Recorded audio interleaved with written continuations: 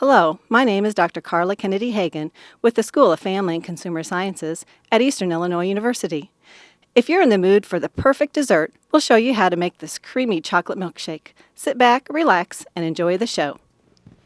Hi, my name is Lindsay Schwarz, and this is Sandra Comelis, and I'm going to discuss some ways to gain weight if you are underweight. And I'm a graduate student here at Eastern Illinois University, and while many people today are overweight or obese, there are a certain percentage of the population whose health could be benefited by an increase in weight. There are many reasons for wanting to gain weight. Many athletes, genetic predisposition to a low body weight.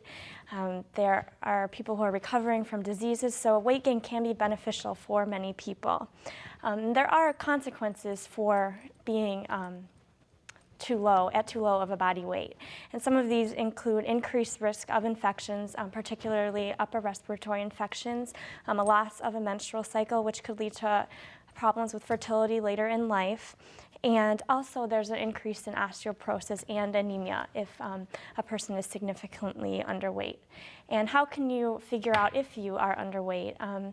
There is a BMI test that you can do. You just take your weight times your height squared, multiply that by 703, and if it's under 18.5, you are underweight. Also other tests including body fat percentages, that could also be a good indicator if you're underweight. And this is Sandra, and she is going to discuss with me a concern that she has regarding her weight. Well, I was recently at the doctor, and he told me that I was underweight and I needed to gain some additional pounds, and so I had turned to Lindsay for some help.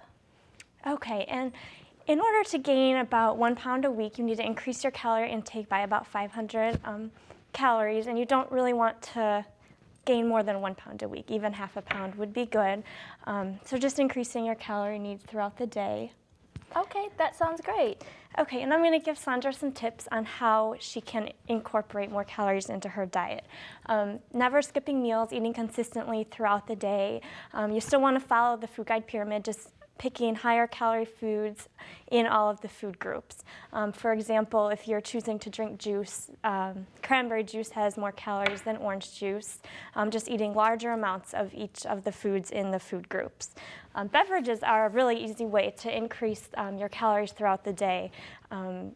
Because they're easy to drink. Even if you're not hungry, you can always drink and you're still getting some calories in. Also, it's important to exercise because you want to gain muscle mass and not fat mass.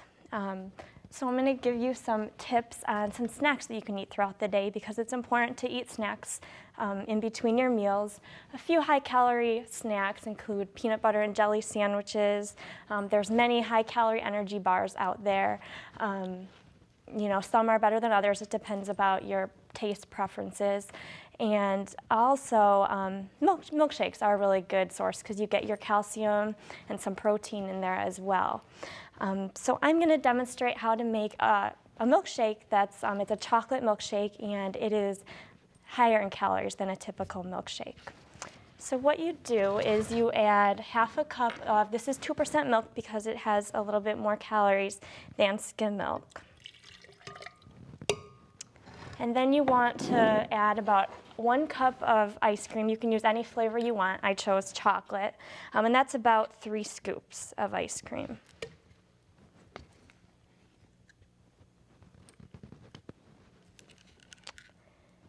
And then after you add the ice cream, I'm adding 1/4 of a cup of chocolate carnation instant breakfast. You can add vanilla or strawberry, and this is just a way to add more nutrients and calcium and calories into the shake. And after that, you'll stir it and mix it up. And then you pour it into a glass. And then enjoy. And Sandra's going to taste. It's really good. And this right here, this has 429 calories, which is a significant amount of calories to eat in between your meals. It also has 18.5 grams of fat and 10 grams of protein. So just like a lot of people in today's society need to lose weight, there are a significant amount that would benefit from a weight gain. So I hope that if you are in that population that would benefit from an increased weight, I have given you some tools to use in planning your diet. Thank you.